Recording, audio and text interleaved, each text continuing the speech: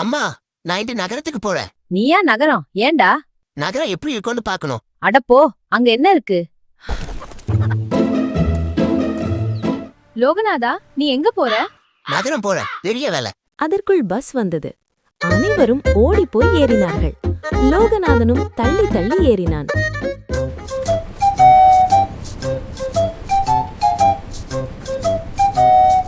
Ticket எங்க போகணும்? நகரம் அண்ணே.